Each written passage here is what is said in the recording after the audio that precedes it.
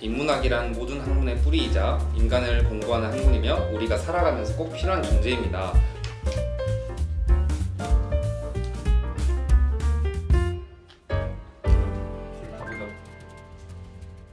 네, 안녕하세요. 저희는 전남대학교 인문잡박 스튜디오의 불어불문학과 배정현, 중어중문학과 강정수, 그리고 저는 오늘 메인 MC를 맡게 된 영어영문학과 송주찬입니다.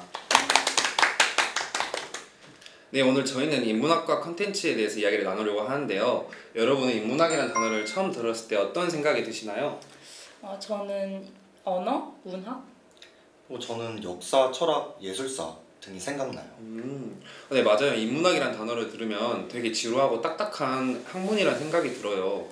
그래서 오늘 저희는 인문학에 대해 깊이 알고 인문학의 매력적인 학문임을 알리기 위해 모였습니다. 그렇다면 인문학이란 무엇일까요? 저는 인문학은 인간을 공부하는 학문이라고 생각하는데요. 인간과 관련된 모든 것을 인문학이라고 정의하면 어떤 학문보다 범주가 넓은 학문이라고 생각해요.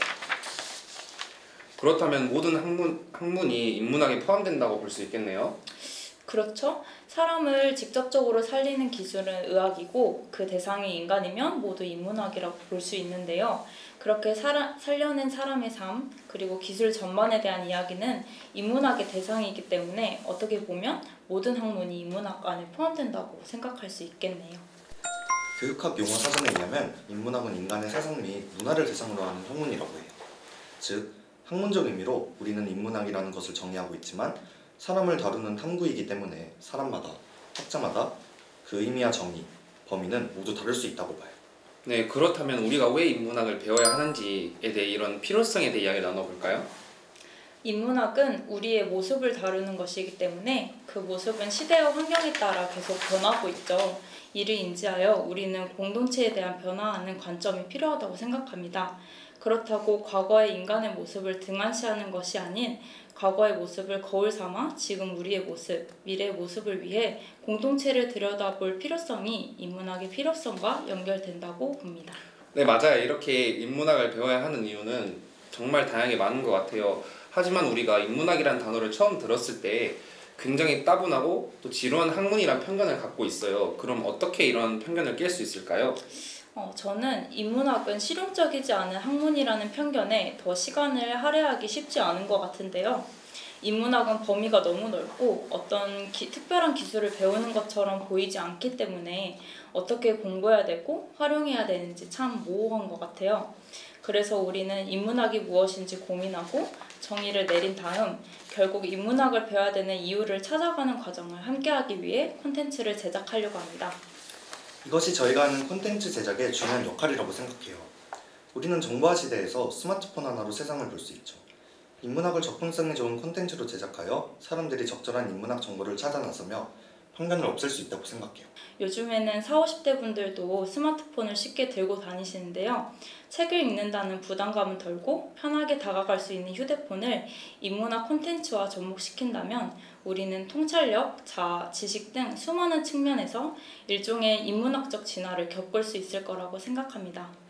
맞아요. 과거를 알아야 현재를 이해할 수 있고 미래를 예측할 수 있다라는 말은 우리는 어려서부터 되게 많이 들었죠. 내가 살고 있는 시대를 명확하게 알아야 하고 살아갈 미래를 생각할 수 있는 기초가 바로 인문학입니다.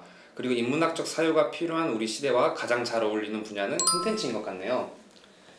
우리는 콘텐츠의 중요성을 체감한 학생들로서 우리가 제공할 수 있는 콘텐츠를 기획하고 제작하고 공유할 수 있는 활동에 대해 책임감을 굳게 가져야 해요. 최근에 저희가 인문학과 관련된 어떤 책을 한권 읽었는데 작가님이 인문학과 콘텐츠의 결합의 중요성에 대해 이야기를 하시더라고요. 김정집 작가님의 6가지 생각의 도구라는 책인데요. 이 책에서 탐구, 직관, 영감, 통찰, 상상, 그리고 나를 구체화시켜 세밀하게 다룹니다. 전 세계가 산업화를 따라가는 치열한 경쟁 속에서 우리가 성공할 수 있었던 이유는 속도와 효율에 맞는 방식을 따랐고 그것을 공급해줄 수 있는 교육체계가 있어서 값싸고 질 좋은 노동력을 꾸준히 제공해왔기 때문이라고 합니다. 하지만 작가분은 오늘날 철저히 지식과 정보에 좌우되어 탐구 없이 때우는 시대는 끝났다고 하는데요. 영감이나 직관이 없다면 그저 작업자에 그칠 뿐이라고 정의하고 있습니다. 이른바 콘텐츠의 시대는 과거의 관행을 깨트리고 벗어나는 데에서 시작하는데요. 이 지점을 지식과 정보를 새로운 방식으로 축적하고 진화시켜야 된다는 당위가 연결되고 있죠. 그러면서 작가분은 길들여지지 말자, 인문학을 기반으로 생각하는 힘을 갖자, 거친 인문학이 미래를 멋지게 만들 것이다 라고 주장하며 그러기 위해서는 콘텐츠를 통해 생각하는 힘을 더 키워야 된다고 말씀하고 계십니다. 네, 그렇다면 오늘 내용을 총 정리하자면 인문학이란 모든 학문의 뿌리이자 인간을 공부하는 학문이며 우리가 살아가면서 꼭 필요한 존재입니다.